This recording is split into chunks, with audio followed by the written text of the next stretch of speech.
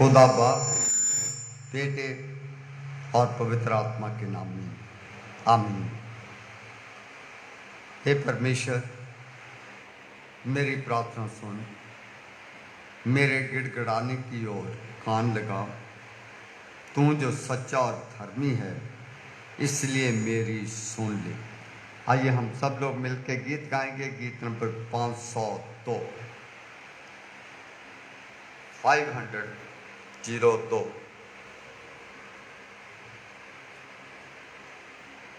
502 502।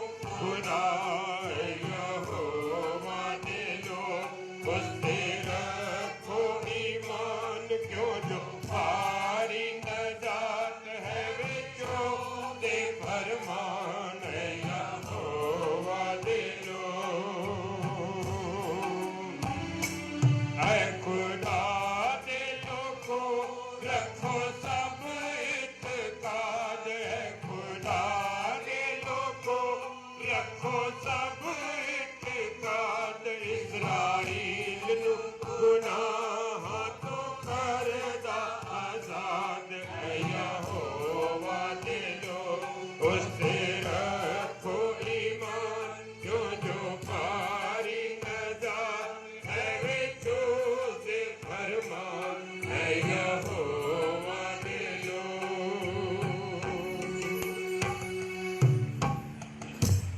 कृपया जमात बैठ जाए, दुआ करेंगे। दुआ में जाएं।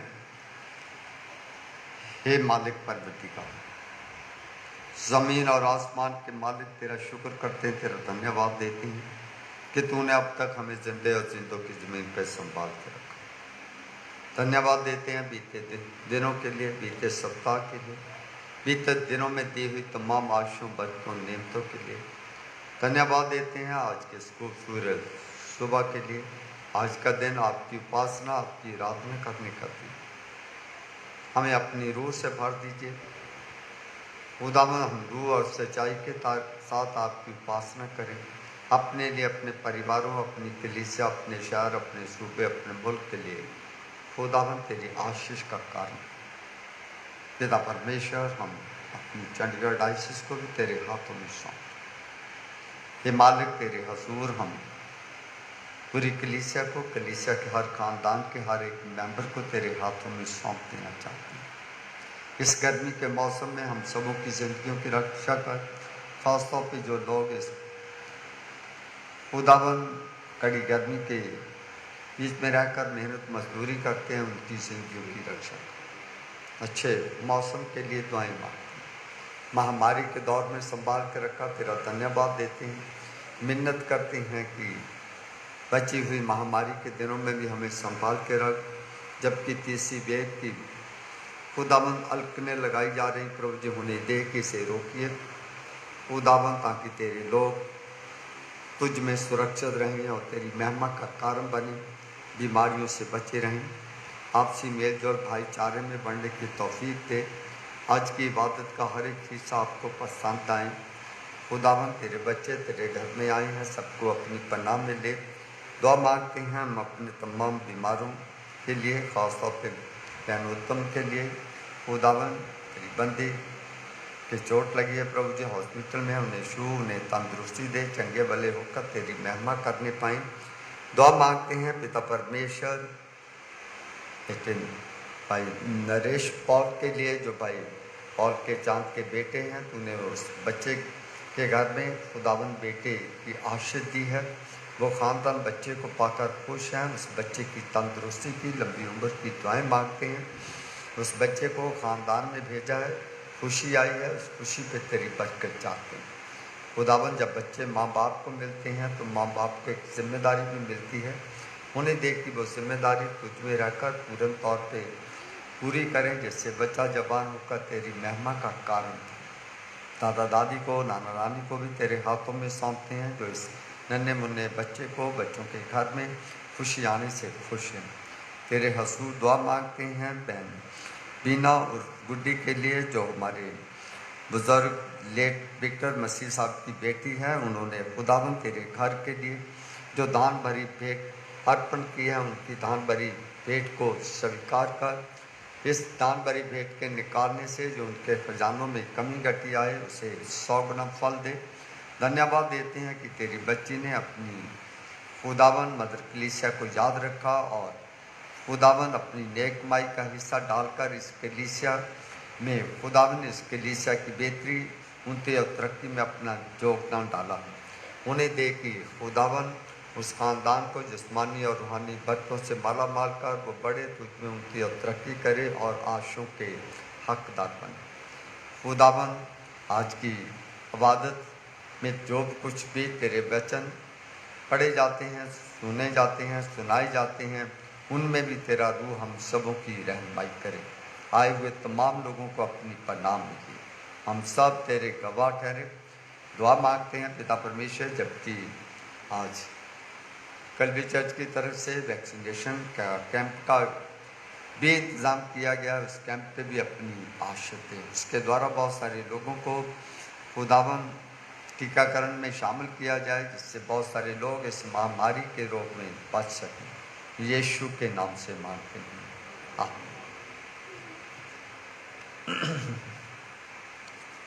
आइए हम परमेश्वर के पवित्र वचन में से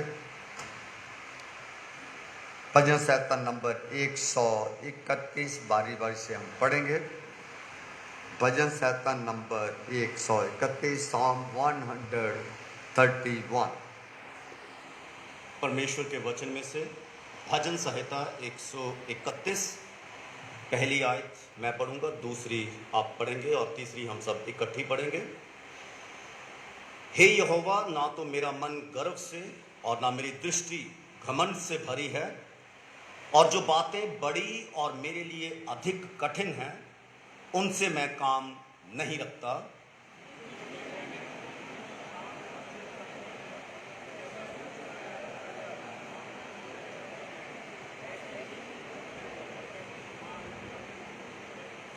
हे इस्राएल, अब से लेकर सदा सर्वदा यहोवा ही पर आशा लगाए रहे। ये खुदावंद का वचन है, इसके पढ़े और सुने जाने पर उसकी आशीष हो। आमीन। हागे नबी की किताब, उसका दूसरा बाब, उसकी पहली 9 आयतें आपके सामने पढ़ी जाएंगी।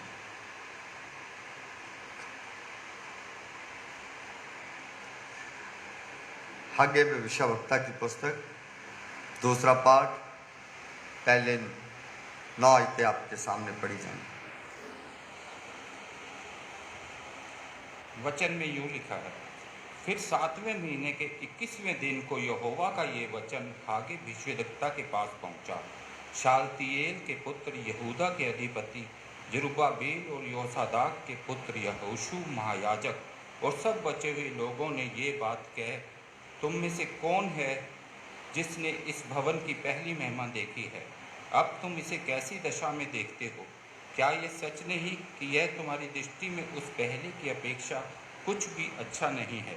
तो भी अब यहोवा की ये वाणी है, हे जरुब्बाबेल हियावान और हे यहोसादाक के पुत्र यहोशू महायाजक हियावान, और यहोवा की ये भी वाणी है कि हे देश के सब लोगों, हियाव बांधकर काम करो, क्योंकि मैं तुम्हारे संग हूँ।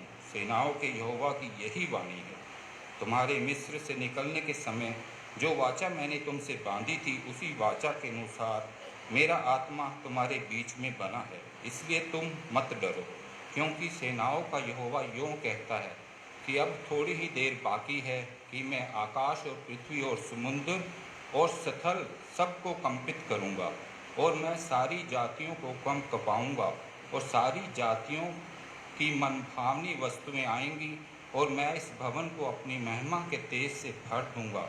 सेनाओं के यहोवा का यही वचन है। चांदी तो मेरी है और सोना भी मेरा ही है। सेनाओं के यहोवा की यही वाणी है। इस भवन की पिछली महिमा इसकी पहली महिमा से बड़ी होगी। सेनाओं के यहोवा का यही वचन है, और इस स्थान में मैं शांति दूंगा। सेनाओं का यहोवा का की यही वाणी है। खुदावंद अपने पाक कलाम के पढ़े और सुने जाने पर अपनी आशीष दे। आमीन। Thank you. एक और वचन सुनते हैं, पहला ग्रंथियों के नाम, पालूस के द्वारा लिखा गया खत, पहला बाब, उसकी 26 आयत से लेकर पाठ के आखिर तक, उसी के साथ दूसरा अध्याय, उसकी पहली 5 आयतें आपके सामने पढ़ी जाएंगी। पहला ग्रंथियाँ, पहला बाब, 26 आयत से लेकर दूसरे पाठ की 5वीं आयत तक पढ़ा जाएगा।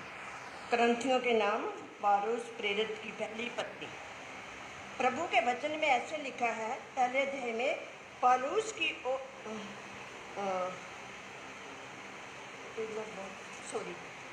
हे भाइयों, अपने बुलाए जाने को तो सोचो कि ना शरीर के अनुसार बहुत ज्ञानवान और ना बहुत समर्थी और ना बहुत कलीन बुलाए गए, परंतु परमेश्वर ने जगत के मूर्खों को चुन लिया है कि ज्ञानवानों को लज्जित करें, और परमेश्वर ने जगत के निर्बलों को चुन लिया है कि बलवानों को लज्जित करें, और परमेश्वर ने जगत के नीचे और तुच्छों को, वरना यो है भी नहीं, उनको भी चुन लिया है, उनको भी चुन लिया कि उन्हें जो है व्यर्थ ठहराए, ताकि कोई प्राणी परमेश्वर के सामने घमंड ना करने पाए, परंतु उसी की ओर से तुम मसीह यीशु में हो, जो परमेश्वर की ओर से हमारे लिए ज्ञान ठहरा है, अर्थात धर्म और पवित्रता और छुटकारा,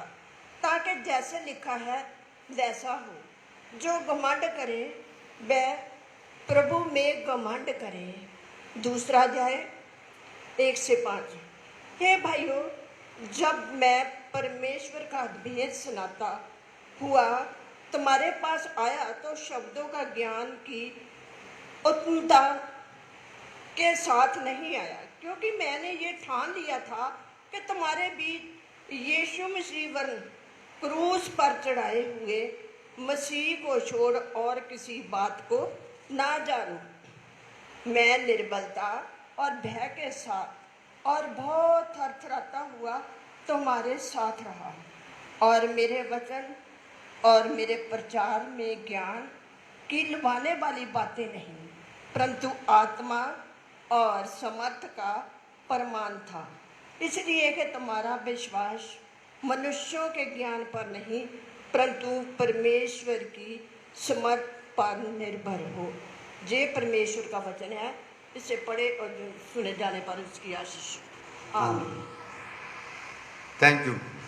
आइए हम सब लोग खड़े होकर गीत गाएंगे। गीत नंबर 2। गीत नंबर 2।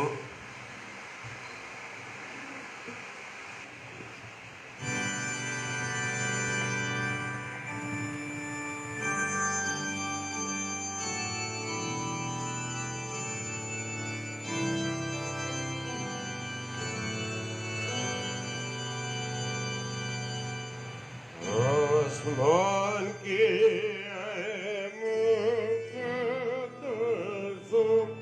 मसीह के हो मता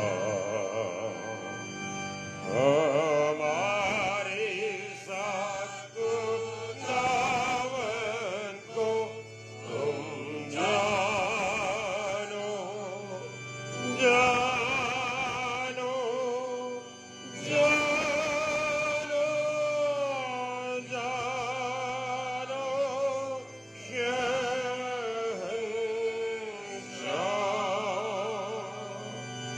और तुम जो उसकी उम्मत हो करो उस पर निगाह। अपने नजात दहिंदा को तुम जानो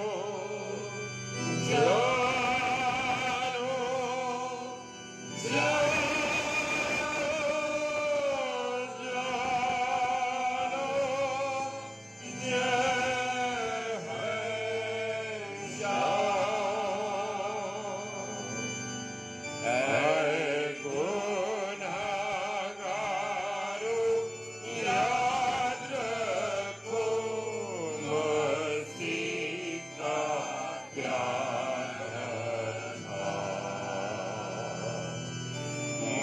मसरूफ हरी रंजना को तुम जानो जानो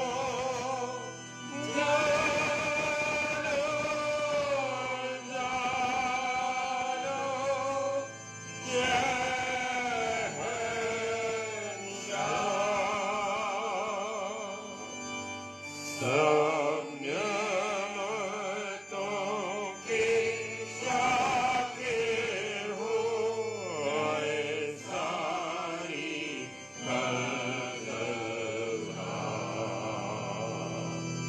ज़मीन आसमान के मालिक को तुम जानो जानो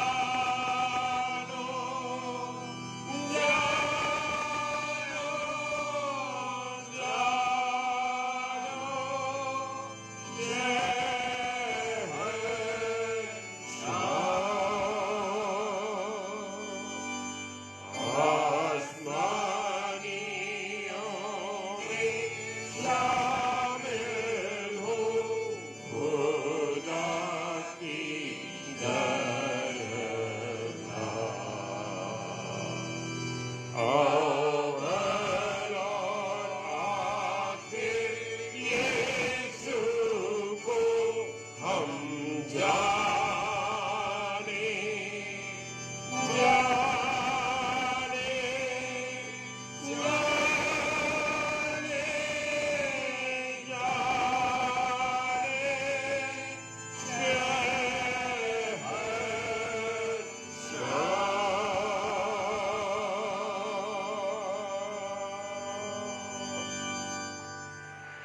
आइए हम अंजील का हिस्सा सुनेंगे। अंजील का हिस्सा मरकस की अंजील में से लिया गया है। चौथा बाब उसकी 26वें आयत से लेकर 34वें आयत तक पढ़ा जाएगा। मरकस रचित सुसमाचार चौथा बाब उसके 26वें पद से लेकर 39वें पद तक। Gospel according to saint Mark chapter 4 reading from 26 to 34 verse.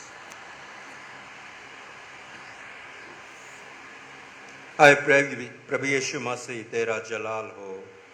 मसीह की इंजील में इस तरह लिखा हुआ है, फिर उसने कहा, परमेश्वर का राज्य ऐसा है जैसे कोई मनुष्य भूमि पर बीज छींटे और रात को सोए और दिन को जागे, और वह बीज ऐसे उगे और बढ़े कि वह न जाने। पृथ्वी आप से आप फल लाती है, पहले अंकुर, तब बाल, और तब बालों में तैयार दाना। परंतु जब दाना पक जाता है तब वह तुरंत हाशिया लगाता है, क्योंकि कटनी आ पहुंची है। फिर उसने कहा, हम परमेश्वर के राज्य की उपमा किससे दें और किस दृष्टांत से उसका वर्णन करें? वह राई के दाने के समान है। जब भूमि में बोया जाता है तो भूमि के सब बीजों में से छोटा होता है, परंतु जब बोया गया तो उगकर सब सागपात से बड़ा हो जाता है, और उसकी ऐसी बड़ी डालियां निकलती हैं कि आकाश के पक्षी उसकी छाया में बसेरा कर सकते हैं। वह उन्हें इस प्रकार के बहुत से दृष्टांत दे देकर उनकी समझ के अनुसार वचन सुनाता था, और बिना दृष्टांत कहे वह उनसे कुछ भी नहीं कहता था, परंतु एकांत में वह अपने निज चेलों को सब बातों का अर्थ बताता था। ये प्रभु यीशु मसीह की इंजील है। आए प्रभु यीशु मसीह तेरी तारीफ हो। आमीन। थैंक यू बसम। कृपया जमात बैठ जाए। कुछ सूचनाएं आपके सामने सेक्रेटरी साहब के द्वारा पेश की जाएंगी।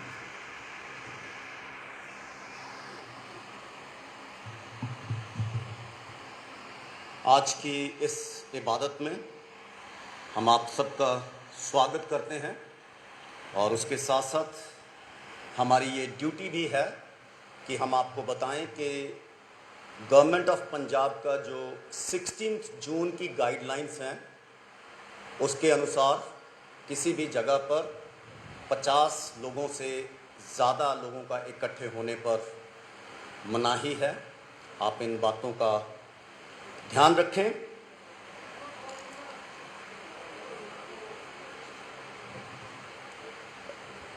पिछले इतवार की सुबह और शाम की इबादत का जो हदिया है वो 18,122 रुपये हुए। गुजरे सप्ताह में, आज और आने वाले सप्ताह में भी कुछ लोगों के बर्थडेज हैं जिनके नाम हमारे पास पहुंचे हैं। वो इस तरह से हैं, मास्टर रेयान सागर जो कि डॉक्टर अनिल सागर के बेटे हैं, उनका 8 जुलाई को बर्थडे था। मिसेस शबनम सागर जो कि डॉक्टर अनिल सागर की वाइफ हैं, उनका 9 जुलाई को बर्थडे था। मिसेस दिव्या विशाल, इनका 10 जुलाई को बर्थडे था। और बेबी त्याना विकास, इनका 11 जुलाई यानी आज बर्थडे है। और रेवरेंड विद्यासागर का 12 जुलाई यानी कि कल बर्थडे है। आप लोगों से गुजारिश की जाती है इन सब लोगों को आप अपनी दुआओं में याद रखें, और उसके साथ साथ जिन परिवारों में एनिवर्सरीज हैं आप उनको भी और उनकी लंबी उम्र की दुआओं के लिए उन्हें याद करें। मिस्टर पॉल के चांद और मिसेस एल्विना पॉल ने शुक्रगुजारी के तौर पर 5,000 रुपये दिए हैं, क्योंकि उनके बेटे मिस्टर नरेश पॉल जो कि कनाडा में हैं, 7 जुलाई को परमेश्वर ने उन्हें बेटे की आशीष दी है। हम कलीसियाई तौर पर उन्हें मुबारकबाद देते हैं और परमेश्वर से प्रार्थना करते हैं कि बच्चे को आने वाले जीवन में खुदाबंद अपनी सेहत और तंदुरुस्ती से मामूर करे। मिसेस वीना जो कि बेटी हैं लेट मिस्टर विक्टर मसीह की, सिस्टर हैं मिस्टर यूनस विक्टर की जो कि ब्रैम्पटन कनाडा में रहती हैं। उन्होंने शुक्रगुजारी के तौर पर चर्च के कामों के लिए 10,000 रुपये दिए हैं और आप लोगों से रिक्वेस्ट की जाती है कि इस परिवार को अपनी दुआओं में याद रखें। एक नौजवान बच्चा है मिस्टर आशीष जो कि कैंसर से पीड़ित है। आपसे रिक्वेस्ट की जाती है कि उसे अपनी ज़ाती और ख़ानदानी दुआओं में हमेशा याद रखें। जो बच्चे CMC लुधियाना में MBBS, BDS, BSc नर्सिंग और फिजियोथेरेपी के लिए अप्लाई करना चाहते हैं और स्पॉन्सरशिप फॉर्म जो हैं उनके लिए डायसिस ऑफिस में अवेलेबल हैं। MBBS और BDS के लिए जो फॉर्म्स भरकर सबमिट करने की आखिरी डेट है वो 28 जुलाई है। MBBS और BDS के कंप्लीट फॉर्म सबमिट करने की आखिरी तारीख जो है वो 28 जुलाई है।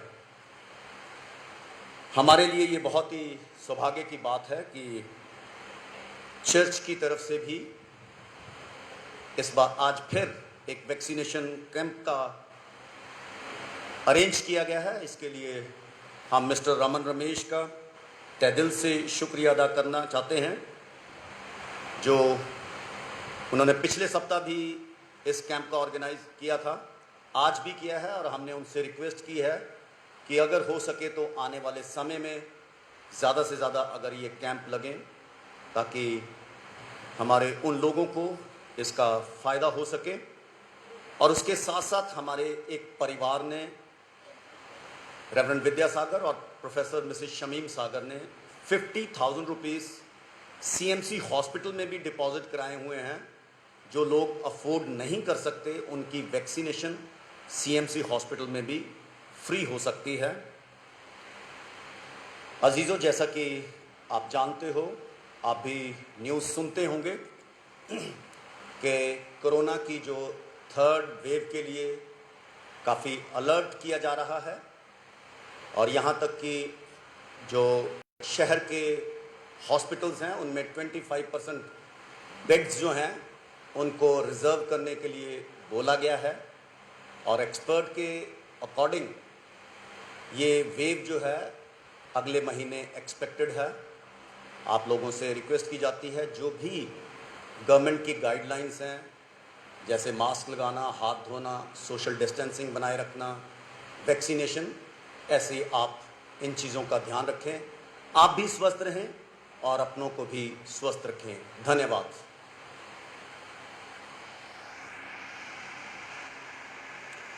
Thank you. मेरे बहन भाइयों, सरकार ने 100 बंदों को अलाउ किया है पर उनके साथ उन्होंने गाइडलाइन भी दी है, मास्क पहन के रखिएगा, सोशल डिस्टेंसिंग रखिएगा और साथ ही साथ सैनिटाइजेशन का भी इस्तेमाल करें। बहुत सारी जगहों पे लॉकडाउन तो हटा दिया गया पर सोशल गैदरिंग पे बैन है। अभी आपने देखा होगा न्यूज़ में बहुत सारी जगह पे जैसे ही लॉकडाउन टूटा लोगों ने हिल एरिया में जाकर बहुत सारी जगहों पे इकट्ठे होकर जश्न मनाने शुरू किए। सरकार ने उन पे भी बैन लगा दिया क्योंकि जो थर्ड वेव है वो उसके बारे में ये कहा जाता है कि वो पहली जो भी 2 वेव्स आई हैं उनसे ज़्यादा भयानक होगी। इसलिए हम आपसे भी आगाह करते हैं कि आप इन सोशल गैदरिंग को अवॉइड करें और जो सरकार ने हमें गाइडलाइन दी है उसके अनुसार चलने की कोशिश करें ताकि खुद भी बचें, औरों को बचा के रखें। बहुत सारे बहन भाइयों ने कहा था कि हम होली कम्युनियन होगी कि नहीं होगी।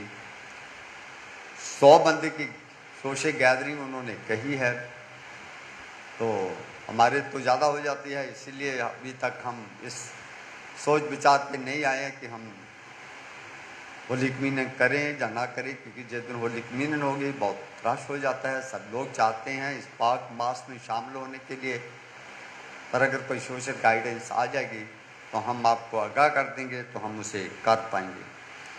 धन्यवाद। आइए हम दुआ में जाएंगे। पादरी सैमसन साहब हमारी दुआ में रहनुमाई करेंगे।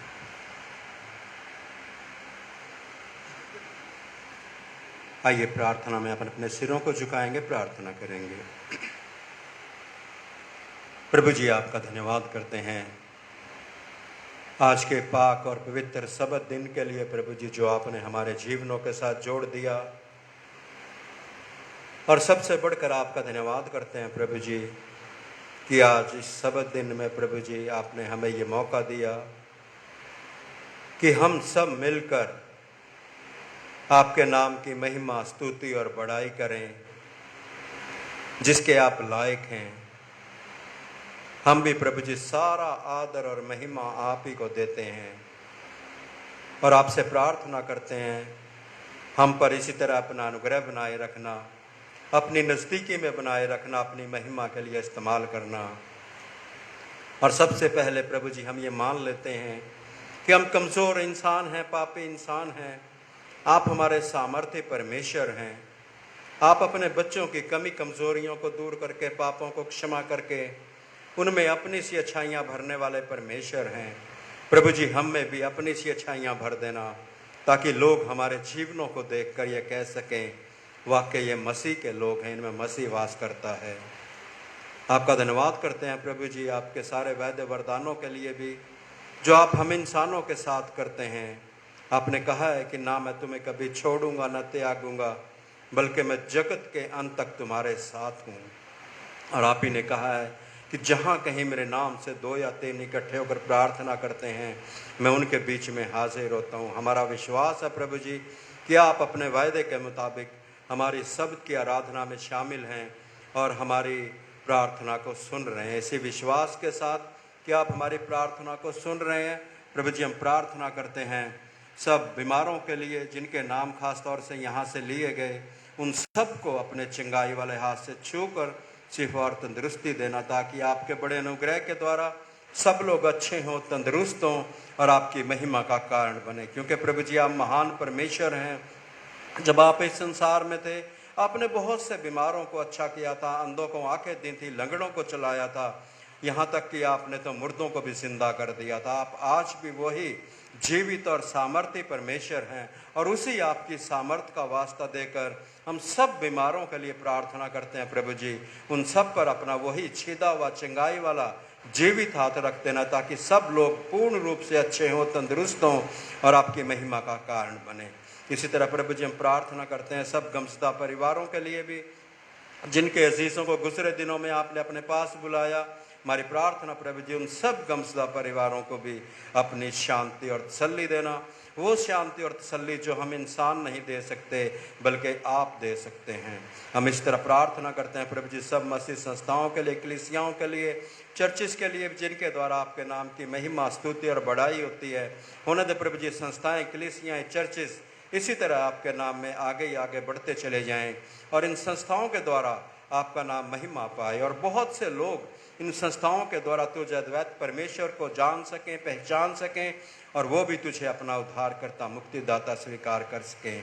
प्रार्थना करते हैं प्रभु जी उन सब के लिए भी जिनके आज के दिन में बर्थडेज, वेडिंग एनिवर्सरीज थी या हैं या आने वाली हैं। प्रभु जी उन सब के लिए प्रार्थना, उन सबको अपनी आशीष और बरकत देना, जैसे आपने दूसरे वर्षों में उनको संभाला, आशीष और बरकत दी।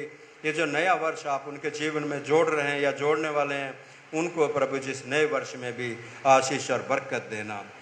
हम अपने देश के लिए, देश के चलाने वालों के लिए भी प्रार्थना करते हैं प्रभु जी, उन्हें अपना बुद्धि और ज्ञान देना, सामर्थ्य देना प्रभु जी, कि सब मिलजुल कर आपसे हिम्मत, शक्ति, सामर्थ्य पाकर इतने बड़े देश का संचालन अच्छे से कर सकें, ताकि प्रभु जी हम आपके नाम का सुसमाचार प्रचार आज़ादी से कर सकें और आपका नाम दुनिया के कोने कोने में फैल जाए।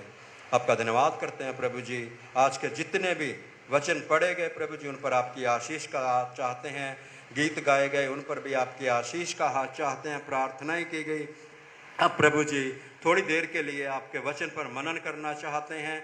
आपके सेवक को प्रभु जी आपके सामर्थ्य हाथों में सौंपते हैं। उन्हें अपने पवित्र आत्मा का अभिषेक देना, ताकि वो आपसे सामर्थ्य पाकर आपके वचन को हम सब के साथ बांट सकें।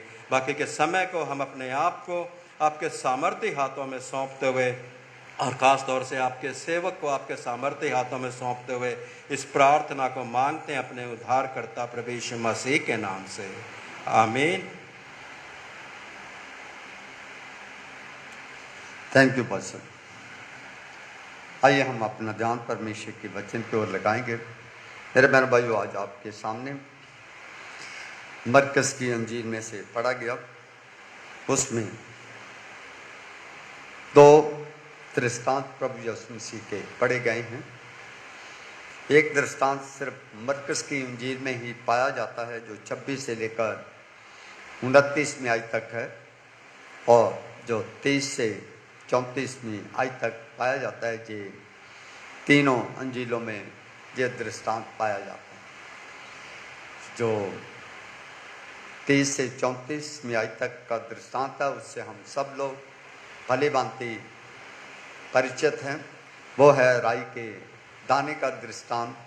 मैं दोनों दृष्टांतों के बारे में थोड़ी बातें आपके साथ शेयर करना चाहूँगा, पर इन्हीं दृष्टांतों को अगर आप मत्ती की अंजील 13 बाब में देखने की कोशिश करें, तो पूरे का पूरा जो पाठ है उनमें बहुत सारे दृष्टांत प्रभु यीशु मसीह ने दिए, और उन दृष्टांतों को बताने से पहले उन्होंने ये कहा कि परमेश्वर का राज्य जो भी दृष्टांत दिए हैं उनके मुताबिक हो। आज भी जो दृष्टांत दिए गए हैं उनमें से प्रभु का वचन ये कहता है कि एक पहला जो दृष्टांत है उगने वाले बीज का दृष्टांत है, जिसमें लिखा है कि फिर प्रभु यीशु मसीह ने कहा, परमेश्वर का राज्य ऐसा है जो उगने वाले बीज के समान है।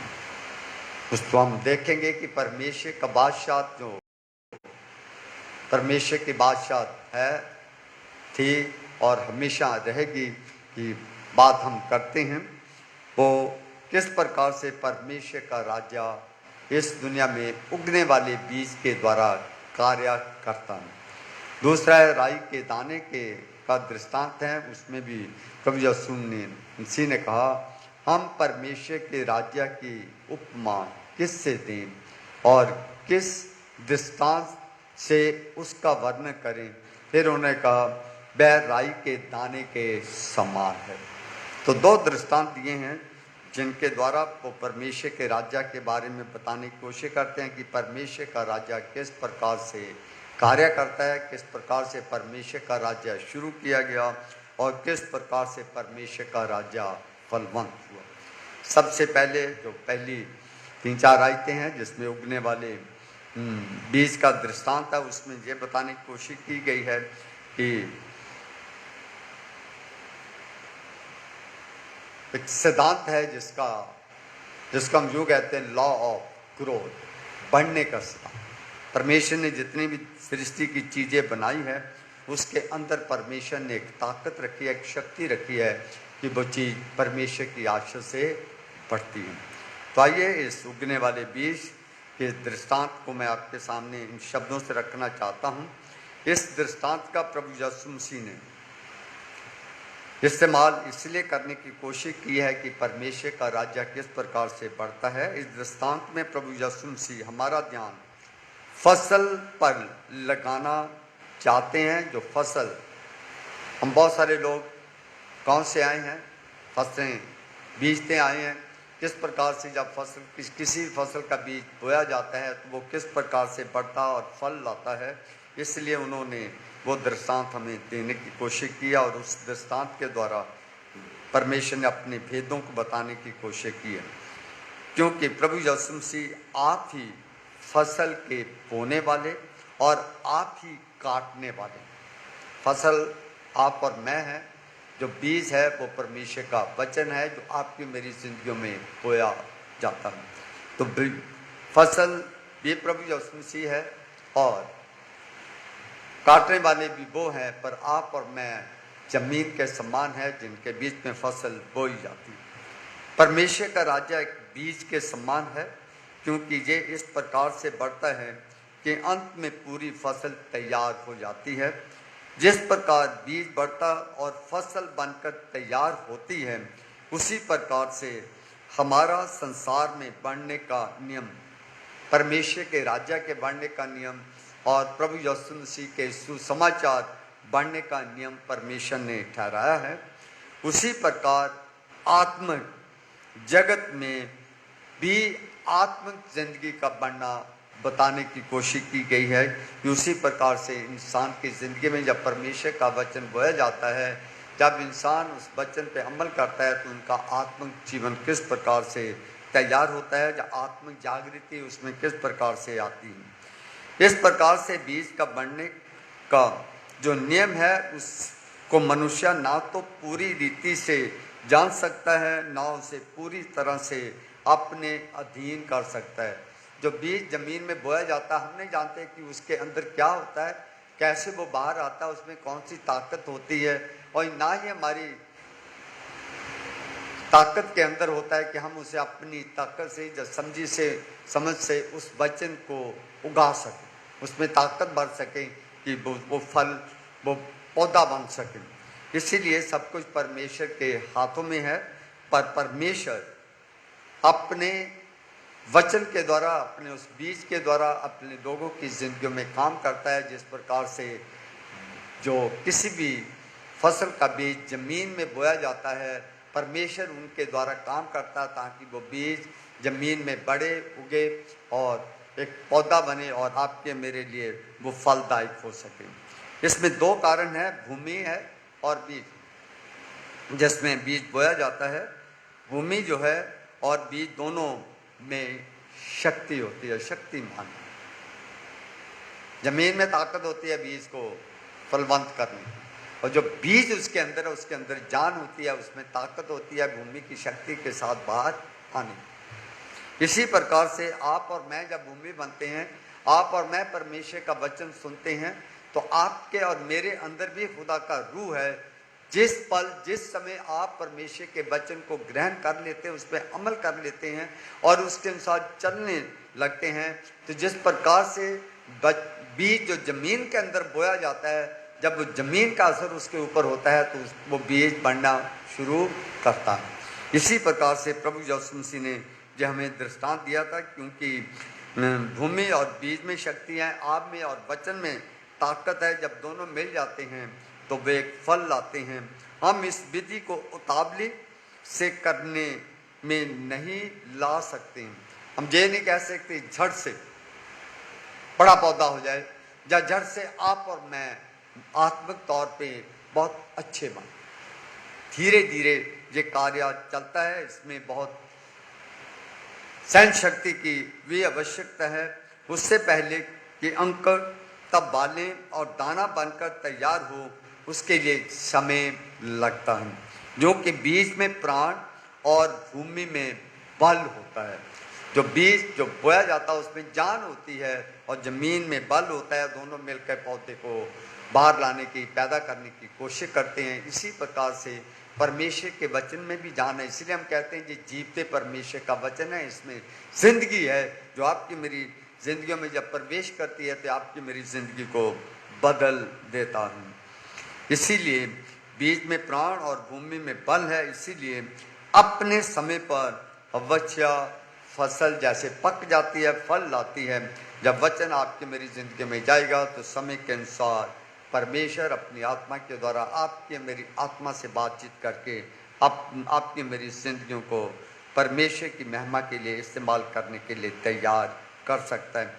इसलिए ये बढ़ने का बीज का दृष्टांत दिया गया था। दूसरा हिस्सा में जो आपके सामने रखना चाहता हूँ वो है राई के दाने के समान। ये दृष्टांत बहुत ही मशहूर है, बहुत ही फैमिलियर है। इसके बारे में आप और मैं सब कुछ जानते हैं। इसमें पहली बात मैं ये रखना चाहता है कि राई के दाना तुच्छ माना जाता है, छोटा माना जाता है, उसकी कोई अहमियत नहीं रखते। इसी प्रकार से हम समाज में रहते हुए भी छोटे आदमी को आपके मेरी नज़रों में कई तरह के छोटे लोग होते हैं, जो अमीर होते हैं उनके लिए गरीब छोटा है, जो बहुत सुंदर होता है उसके लिए जो सुंदर नहीं है वो घटिया होता है, वगैरह वगैरह बहुत सारी आपके मेरे मन में। तो हम उसे लीस्ट कहते हैं, छोटा कहते हैं। पर परमेश्वर हर एक चीज की शुरुआत छोटे से करता है, घटिया चीज से करता है, क्योंकि परमेश्वर अशुद्ध चीज से शुद्ध बनाना जानता है, घटिया को बढ़िया बनाना जानता है, क्योंकि सब परमेश्वर की सृष्टि का एक हिस्सा है। मेरे बहन भाइयों, आप और मैं जानते हैं कि अब्राहम को कोई नहीं जानता था, वो अपने लोगों में उसका कोई नाम कोई बोलबाला नहीं था। जब परमेश्वर ने उस तुष्क को चुना, चुनने के बावजूद भी उसके बारे में ये कहा जाता है कि उसके खानदानी जिंदगी में भी बच्चों की कोई उम्मीद नहीं थी, तो भी परमेश्वर ने उसे एक वाचा उसके साथ बांधी, मैं तेरे खानदान को रेत के कणों के समान और आकाश के तारों के समान कर दूं। उसके वो छोटा इंसान था, कहीं बोलबाला नहीं था, परमेश्वर ने उसे चुना, पर उसे उसके बारे में ये भी कहा जाता है कि उसके घर में कोई भी, उसकी पत्नी बांझ थी, उसके कोई भी बच्चे आने की उम्मीद नहीं थी, उसका खानदान नहीं बढ़ सकता था, पर फिर भी परमेश्वर ने उससे वाचा बांधी, उससे वादा किया, मैं तेरे कुल को अनगिनत संख्या में बदल दूं। उसने मान रखा और परमेश्वर ने उस अपने सेवक को जो तुष्टा महान बनाया, अब्राहम से अब्राहीम कर दिया, तो फादर ऑफ नेशन बना दिया, और परमेश्वर की आज संतान जो उससे उसके खानदान से निकली है, आज उसे गिनना मुश्किल है। इसीलिए हम कई बार किसी को तुच्छ समझते हैं, पर अब आप और मैं गलती करते हैं। परमेश्वर किसी को तुच्छ नहीं समझता है, परमेश्वर तुच्छ को ऊंचा उठाता। हमारी बहनें एक फंक्शन, हमारी चर्च में एक फेस्टिवल सेलिब्रेट करते हैं, द लीस्ट कॉइन। करते हैं कि नहीं करते? लीस्ट कॉइन क्या होती है? छोटी से छोटी दमड़ी, घटिया से घटिया पैसा, छोटे से छोटा पैसा, छोटे से छोटा जो पैसे का सिक्का होता है, वो एक लीस्ट कॉइन शुरू की गई परमेश्वर की दासी ने ईमान के साथ। आज उसी लीस्ट कॉइन से, उसी छोटे छोटे पैसे से आज पूरी दुनिया में वो लीस्ट कॉइन का चर्चा भी है, और उसी लीस्ट कॉइन की वजह से बहुत सारी परमेश्वर की खिदमत को अंजाम दिया जाता है, क्योंकि उस लीस्ट कॉइन के ऊपर परमेश्वर ने अपनी बरकत दी है। हम राई के दाने को तुच्छ समझते हैं, छोटा समझते हैं, पर परमेश्वर का वो छोटा तो होता है, जब वो बोया जाता है, फल बनता है, इतना फल होता है, वो किसी न किसी के काम जरूर आता है। इससे कोई ना कोई, किसी न किसी को कोई ना कोई लाभ जरूर होता है। इसका अर्थ है कि परमेश्वर ने कोई भी चीज़ दुनिया में जो बनाई है वो फल रहित नहीं बनाई। मेरे बहन भाइयों, आप और मैं कितने लोग हैं जो कॉलगेट इस्तेमाल करते हैं? सभी करते हैं ना कॉलगेट इस्तेमाल। कॉलगेट एक आदमी का नाम है, मिस्टर कॉलगेट थे वो। उन्होंने 5 किलो साबुन से अपना बिजनेस शुरू किया था, और इस प्रॉमिस के साथ शुरू किया था कि अगर मेरा 5 किलो साबुन जो पहली बार उसने बनाया था, अगर मुझे उससे प्रॉफिट मिलता है तो मैं 10वां हिस्सा तेरे घर में दूंगा। पर आज वही कॉलगेट जो है, मिस्टर कॉलगेट की जो फैक्ट्रियां दुनिया के हर शहर में, हर मुल्क में 5 किलो साबुन बेचने वाला इंसान की फैक्ट्री आज दुनिया के हर बड़े मुल्क में है, फैल गया। पर उसने जो प्रॉमिस परमेश्वर के साथ किया था कि मैं 10वां हिस्सा दूंगा, पर आज उसको सिर्फ 90% परमेश्वर के नाम पे देता है, और 10% वो खुद रखता है, जिससे वो अपनी फैक्ट्रियों को और अपने घर का खर्चा चलाता। परमेश्वर, आप और मैं छोटे को घटिया समझते हैं, परमेश्वर छोटों को बढ़िया बनाता। आपके सामने एक हिस्सा भी आपके सामने पढ़ा गया था, पहला कुरिन्थियों का। आप और मैं पार्शियलिटी करते हैं, आप और हमारा परमेश्वर पार्शियल नहीं। God is not a partial, वो भेदभाव नहीं करता। जो आप करते हैं उसका प्रतिफल देता है, चाहे उसके बदले में आप जो मर्जी करें। अभी आपके सामने पढ़ा गया था पहला कुरिन्थियों पहला बाब 27वीं आयत में 26वीं, हे भाइयों अपने बुलाए जाने को तो सोचो। आप सबको परमेश्वर ने जीवन दिया है, आप सबकी जिंदगी का अर्थ है, आपकी आने की कोई ना कोई परमेश्वर की वजह।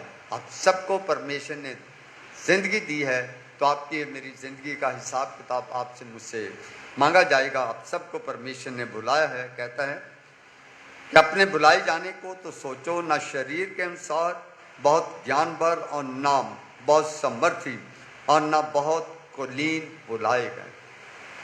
कहता मैंने जो अपनी खिदमत के लिए बुलाए हैं वो ना तो बहुत ज्ञानवान है, ना बहुत शक्तिशाली है, और ना ही वो बहुत बड़े बड़े खानदानों से आए। वो कौन है? परंतु परमेश्वर ने जगत के मूर्खों को चुन लिया है कि ज्ञानवानों को लज्जत करे, और परमेश्वर के जगत के निर्बलों कमजोरों को चुन लिया है कि बलवानों को लज्जत करें। और परमेश्वर ने जगत के नीचों और तुषों को, वरन जो है भी नहीं उनको भी चुन लिया कि उन्हें जो है व्यर्थ ठहरा। जो अपने आप को बहुत समझते हैं, कहते हैं उनको वो लज्जत करे, उन्हें वो व्यर्थ ठहराए, ताकि कोई प्राणी परमेश्वर के सामने घमंड ना करने पाए। परमेश्वर की नजर में हर आदमी की अहमियत है, पर आपके मेरी नजर में हर आदमी की अहमियत बराबर नहीं होती है। हम उसके कपड़े, उसकी शक्ल, उसका औहदा देखकर उसको इज्जत करते हैं। चर्च में भी देखते हैं जो बहुत बढ़िया आदमी आता है उसे बाहर लोग लेने के लिए जाते हैं। जो रेगुलर चर्च आता है, खुदा से डरता है, खौफ करता है, उसको कोई नहीं लेने जाता, उसके कोई झंडे नहीं गाड़ता। जहाँ तक मैं कई बार आपने देखना, कभी आते हैं लोग तो पाँव भी पकड़ते हैं।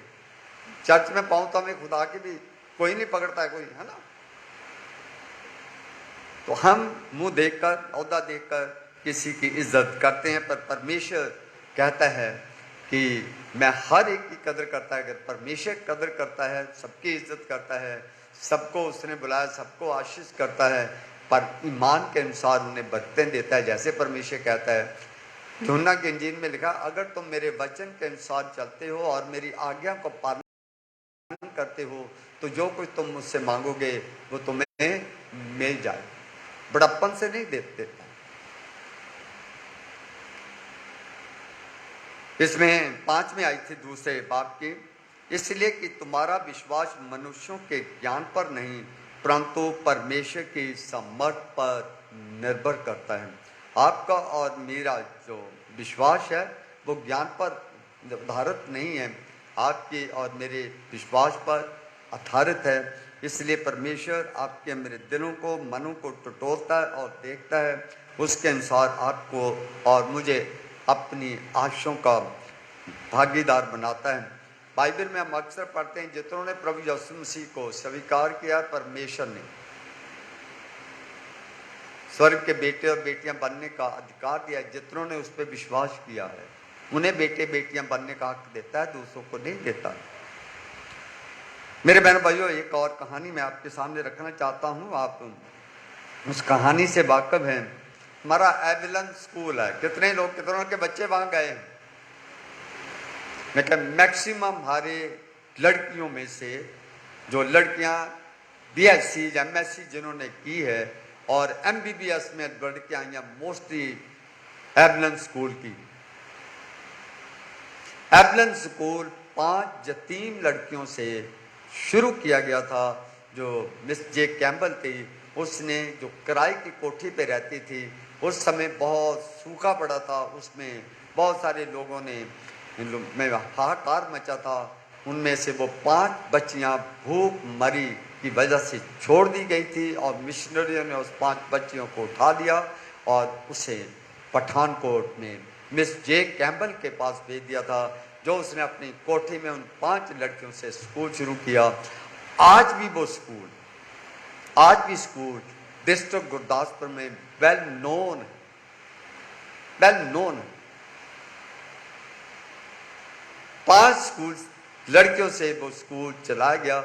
हम कई बार अपने डायस्ट्रे में कई नए स्कूल खोलने की कोशिश की, उसमें बहुत सारे लोगों को चैलेंज दिया गया कि ये जगह है, हम पैसे देते हैं, स्कूल बनाओ, बनाना भी आपने है और बच्चे भी इकट्ठे आपने ये करने, बिल्डिंग भी आपने बनानी है, बच्चे भी इकट्ठे आपने करने, टीचर भी आपने इकट्ठे करने।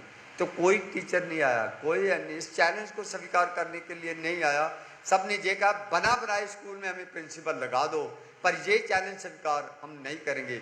अरे जो आज हमारे पास है, किसी ने वो चैलेंज स्वीकार किए जिसका प्रतिफल आप और मैं खाते हैं। इसका मतलब यह है कि हम में काबिलियत नहीं है, पर हम अपनी काबिलियत को परमेश्वर के सामने नहीं रखते हैं कि परमेश्वर हमें अपनी महिमा के लिए इस्तेमाल करें। हम तुच्छ हैं, अपने आप को तुच्छ समझते हैं, पर परमेश्वर तुच्छों को चुनता है, उन्हें बरकत देता है।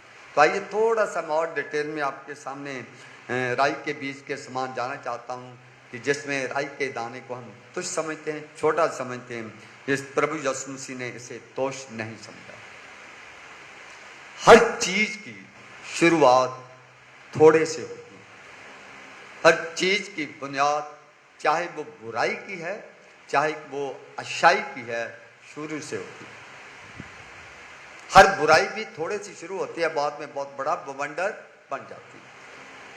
छोटा सा अगर किसी भी बांध में छोटा सा सराख हो जाए, अगर उसे नहीं शुरू से रोका जाता है तो वो बकल को बहुत बड़ा नाला बन जाएगा, फिर वो बांध टूट जाएगा। इसी प्रकार से अच्छी चीजें थोड़े से शुरू होती हैं, पर वो फैलती जल्दी नहीं है। झूठ और बुराई हमेशा जल्दी फैलता है, सच्चाई जल्दी नहीं फैलती है, पर सच्चाई के पैर होते हैं, झूठ के बुराई के कोई पैर नहीं होते हैं। वो जैसे बढ़ते हैं वैसे ही जल्दी से खत्म भी हो जाते हैं। उसमें बहुत सारे लोगों को पनाह तो मिलती है, बहुत सारे लोगों को जल्दी से जल्दी पनाह मिलती है, पर बहुत सारे लोग जल्दी समाप्त हो जाते हैं। पर लेकिन जो सच्चाई के पैर जल्दी नहीं फैलते हैं, ज़्यादा लोग उसके फॉलोवर नहीं बनते हैं, पर जितने भी बनते हैं वो स्थिर रहते हैं, स्थिर रहते हैं। ये दृष्टांत प्रभु यीशु मसीह ने परमेश्वर के राज्य के बारे में दिया कि परमेश्वर का राज्य किस प्रकार फैलेगा, राई के दाने का, और फैलाया जाएगा किस प्रकार से परमेश्वर की सल्तनत दुनिया में फैलेगी। इस दृष्टांत के द्वारा प्रभु यीशु इस बात का भी ज्ञान देना चाहते हैं कि आत्मिक तथा कुदरती नियमों में किस प्रकार से समानता है। राई का दाना कुदरत की मतलब प्रकृति का एक नियम के अनुसार आता है, आप और मैं आत्मिक नियम के अनुसार आता है। अगर राई का दाना कुदरती कानूनों के अनुसार जमीन में बोया जाता है, जमीन उसे बल देती है और राई के दाने के अंदर जीवन होता है, वो फलवंत होता है। तो इसी प्रकार से परमेश्वर कहता है कि जैसे कुदरत के कानून काम करते हैं, इसी प्रकार से परमेश्वर के आत्मिक कार्य भी काम करते हैं। परमेश्वर का वचन आत्मिक बीज है जो आत्मिक लोगों की जिंदगियों को बदलने में काम करता है। प्रभु यीशु ने बहुत ही सरल और व्यवहारिक उदाहरणों से स्वर्ग के राज्य की गंभीर बातों को लोगों के सामने बताने की कोशिश की है, ताकि लोग परमेश्वर के राज्य को समझकर उसके लिए अपने आप को तैयार कर। पौलुस इसे यूं कहने की कोशिश करता है कि मैं एक ऐसी कौम तैयार करने आया हूं जो भले और सरगर्म काम करने में सरगर्म। पहला तीमुथियुस की पत्री पढ़िए, उसमें लिखता है मैं ऐसी कौम तैयार करने आया हूँ। प्रभु यीशु कहते हैं मैं एक ऐसी सल्तनत, एक ऐसा राज्य तैयार करने आया हूँ जो नेक और भले काम करने वाले। पर आज आपने मैंने देखना, आप और मैं उसी राज्य के, उसी सल्तनत के हिस्से हैं, उसकी कलीसिया के हिस्से हैं। आप और मैं कौन सा कार्य करते हैं, आप और मैं कौन से कामों को अंजाम देते हैं। परमेश्वर के राज्य के विस्तार को और कलीसिया द्वारा प्रचार के कार्य की प्रमुखता को प्रकट करने के लिए प्रभु यीशु मसीह ने राई के बीज का दृष्टांत बताया है। ये दृष्टांत प्रभु यीशु मसीह के एक विशाल जन समूह को जो गलील के किनारे इकट्ठे हुए थे उनको बताने की कोशिश की थी। उन्होंने चुपके से 2-4 आदमी को नहीं बताया था, बहुत बड़ी भीड़ थी जिनके बीच में ये दृष्टांत उन्होंने रखा था। राई के बीज के दृष्टांत को जैसे हम उसमें बीज बोने वाले का दृष्टांत भी आपके सामने रखा जाता है, जिसमें बीज बोने वाला आया और जब उसने बीज बोया तो कुछ बीज कहाँ गिरे थे? सड़क पर, कोई कांटे वाली झाड़ी में, कोई अच्छी भूमि में गिरे थे। वो भी एक बीज का दृष्टांत था।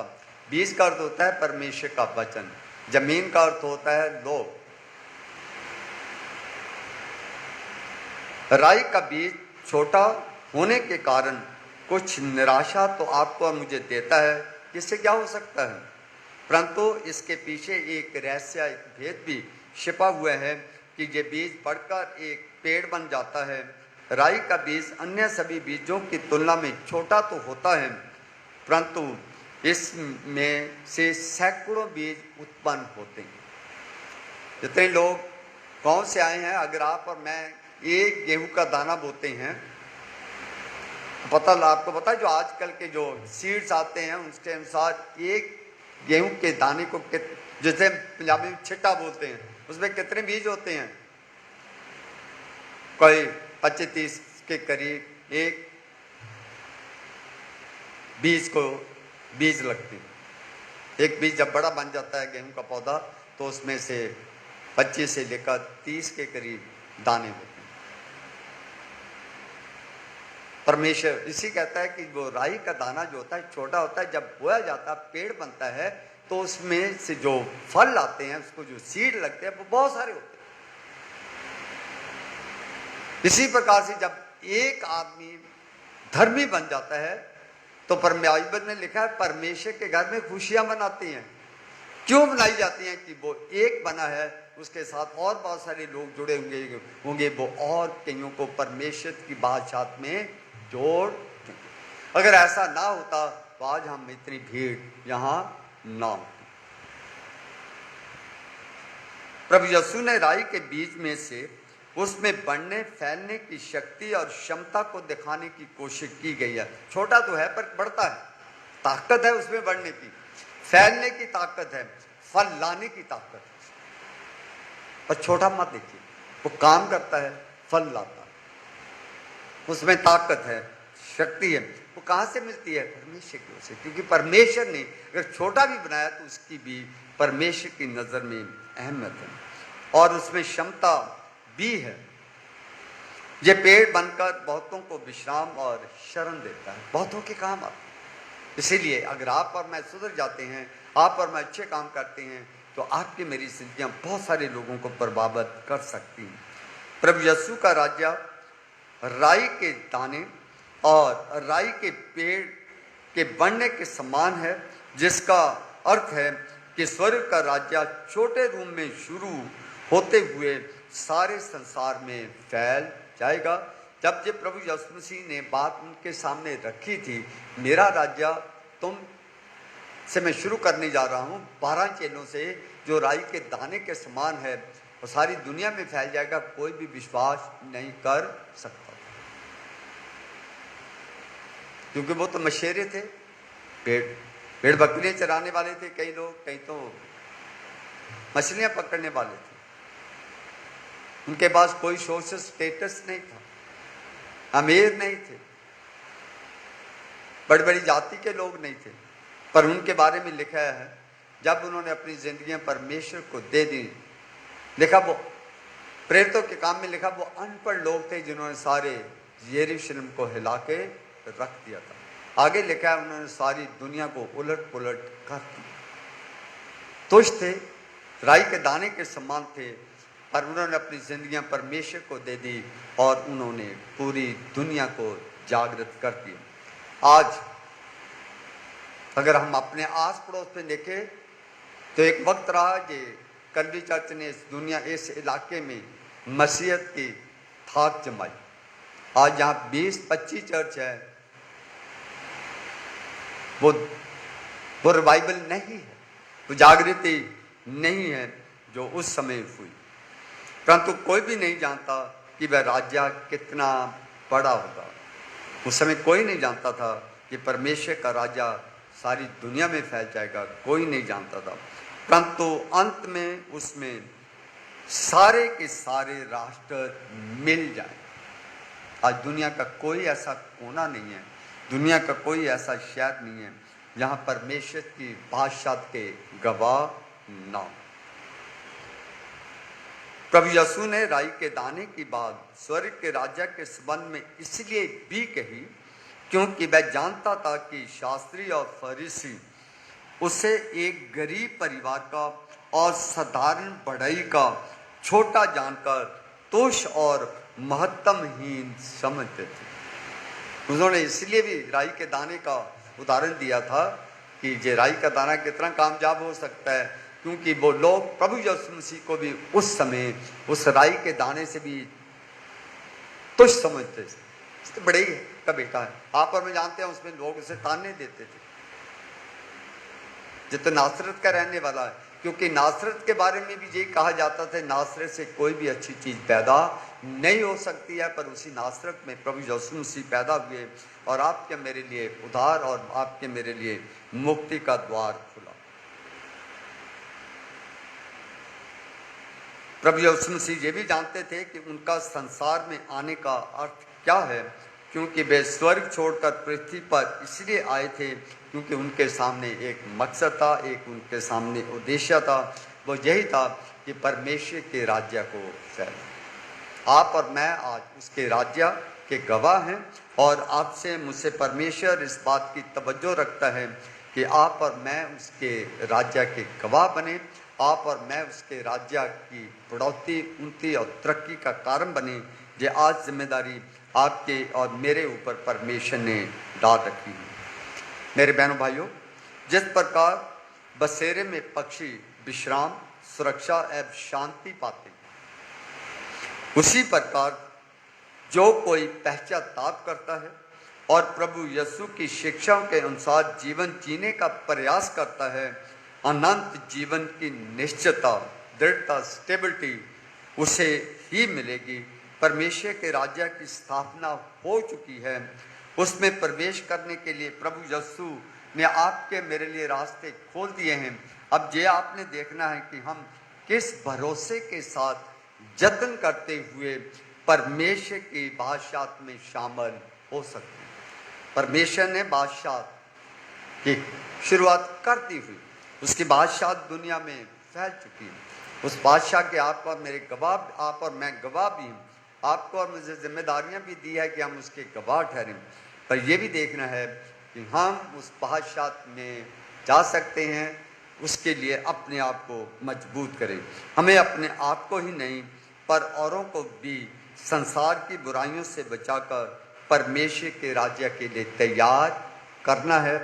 परमेश्वर आप सबको आशीष और बरकत दे। धन्यवाद।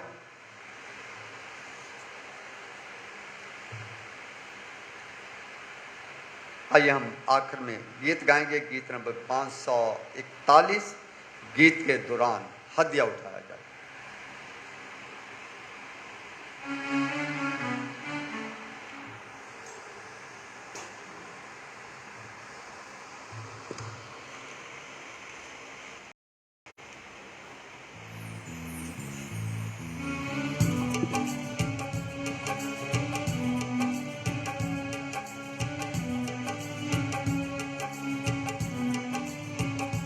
अंधे आते हैं, आंखें पाते हैं, अंधे आते हैं, आंखें पाते हैं, रोगी रोगों से पाते आराम।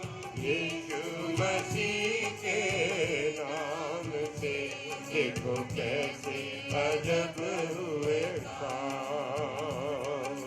यीशु मसीह के नाम से देखो कैसे अजब हुए काम।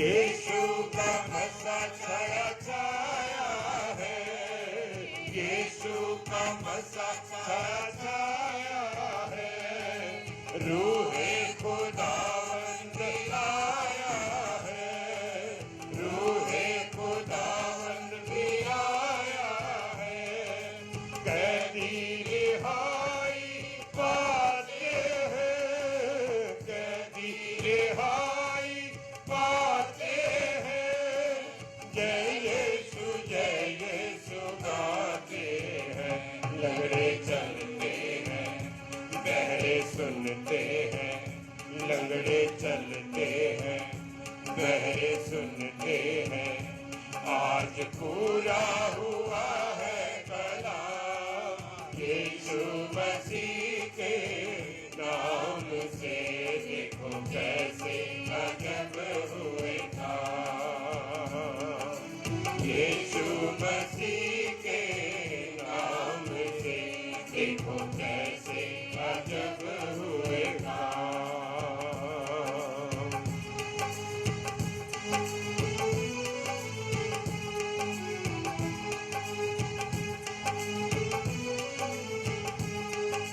यीशु का खून बहा सबके लिए, यीशु का खून बहा सबके लिए, जीवन का दीप जला सबके लिए, जीवन का दीप जला सबके लिए, पापी के पाप लिए उसने उठा, पापी के पाप लिए उसने उठा, रोगी के रोग लिए उसने मिटा, गुंजे खिलते हैं, दीप जलते हैं, गुंजे खिलते हैं, दीप जलते हैं, घटा घट पी के यीशु का जाम, यीशु मसीह के नाम से, देखो कैसे अजब हुए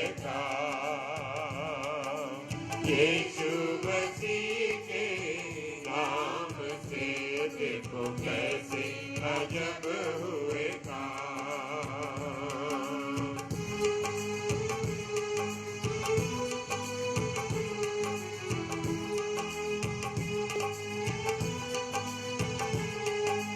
नामों में नाम बड़ा यीशु का नाम, नामों में नाम बड़ा यीशु का नाम, यीशु मसीह का तुम्हें पहुँचे सलाम, यीशु मसीह का तुम्हें पहुँचे सलाम, भजो भजो भजो यीशु का नाम, भजो भजो भजो यीशु का नाम, भाइयों सुनो ये हमारा पैगाम, भूखे खाते हैं, प्यासे पीते हैं, भूखे खाते हैं, प्यासे पीते हैं, मुफ्त मुक्ति मिले है इनाम, यीशु मसीह के नाम से, देखो कैसे अजब हुए काम,